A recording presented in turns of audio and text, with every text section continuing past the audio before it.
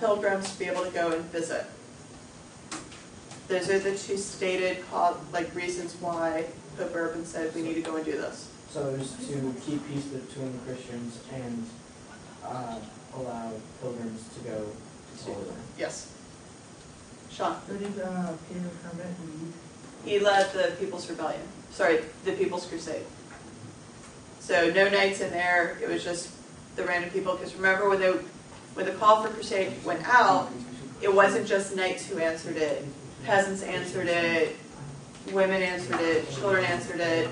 You had that kind of ragtag group of people coming in. Yes? And you don't know the name of the sinking? I can't remember. Is it on here? It should be in the PowerPoint. It's the one with the pictures. No, it's the video. I think. Yeah.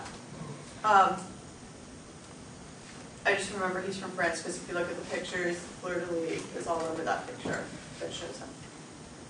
Anyway, so that's the first crusade. Christians are successful, they take back the Holy Land. We skipped the second and third. Holy Land keeps going back and forth between the Christians and the Muslims, and we came up to the Fourth Crusade. Fourth Crusade, we have the Crusaders coming in, and where do the Crusaders stop first during the Fourth Crusade? Venice. Yes, they stop in Venice.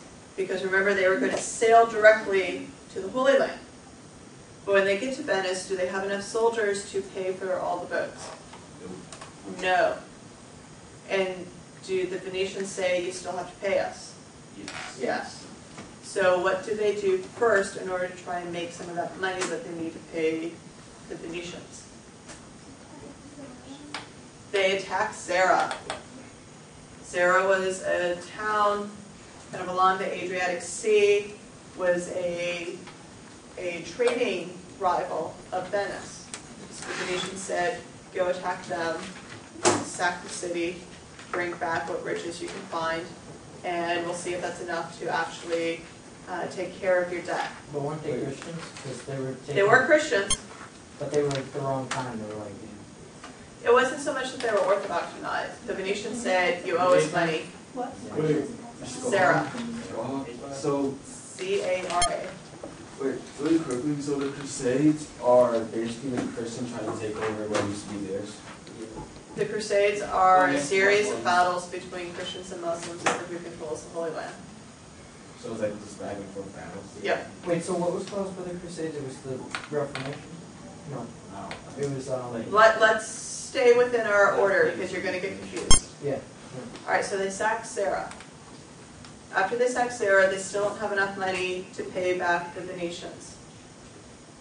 Around this time, who contacts the Crusaders saying, I can pay you if you do something for me? Prince Alexis, who will become Alexis IV. Remember, he and his father Isaac have been kicked off the throne by the evil uncle, who is Alexis III. So Prince Alexis tells the Crusaders, if you help me regain my father's throne, I will pay you money, I will provide you soldiers, we'll get you to the Holy Land. The Crusaders say, hey, good deal, we'll do it. So they do go in, they get rid of Alexis III, put Isaac back on the throne, but Isaac doesn't stay alive for very long, so his son Alexis ascends to the throne, becomes Alexis IV. Does Alexis keep his promise about the money? No. No, because the Byzantine Empire is pretty broke at this point in time. So what do the Crusaders do to Constantinople? They burn it, they sack it. They sack it. So they take like all of the gold and the jewels and everything out of the churches, melt things down so that they can have it small enough to carry. So they sack the city. Do they ever make it to Jerusalem? No. Why?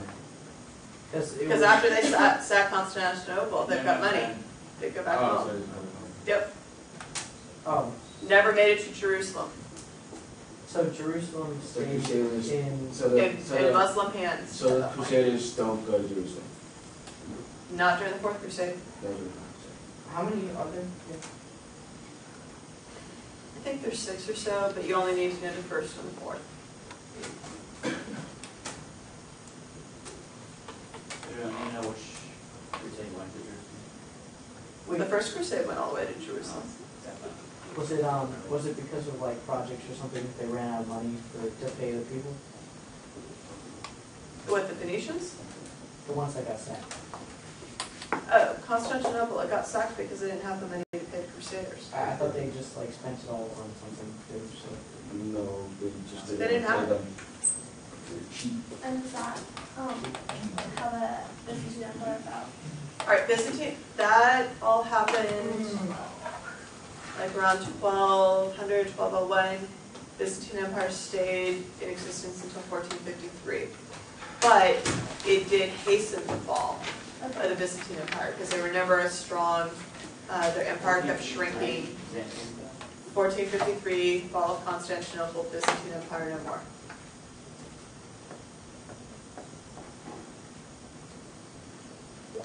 Now, in terms of the long-term effects of the Crusades, remember one of them is the development of a banking system. We get loans, we're able to buy things on credit. And because of the banking system, that help leads to the Renaissance, because it's the bankers that end up having all of the money in order to pay for the artwork during the Renaissance. So you can tie the Crusades with Renaissance for your essay. You can also tie the Crusades with Age of Exploration, because if you remember document 1 of the new items that the Crusaders really liked from the Middle East was this particular kind of sugar.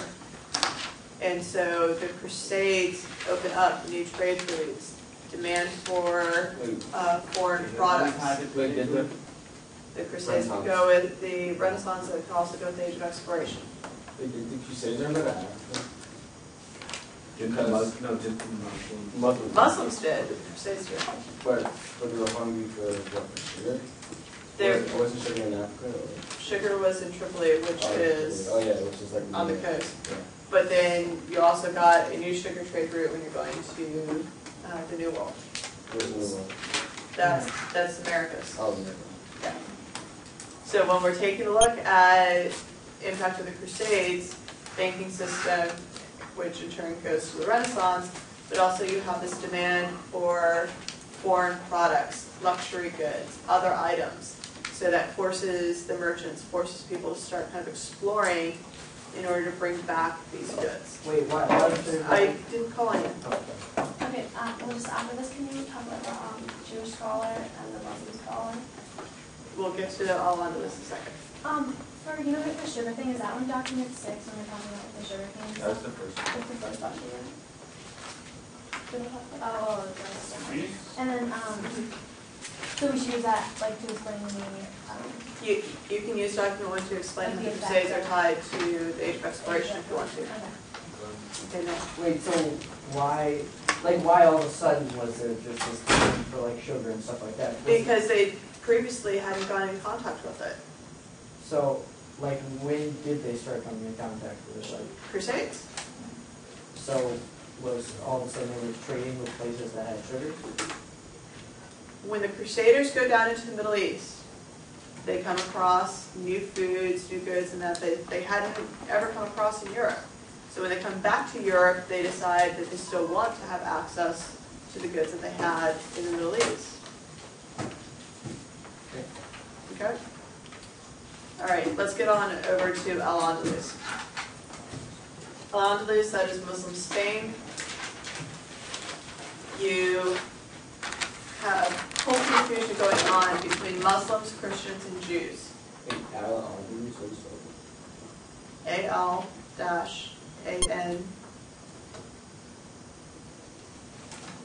A-L-A-N-D-U-L-U-S.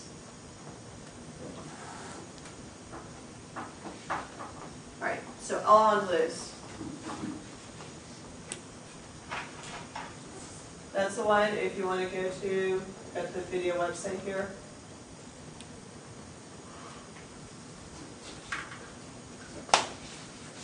And So it's there's a just, whole bunch of, just when like the Muslims like spread to Spain.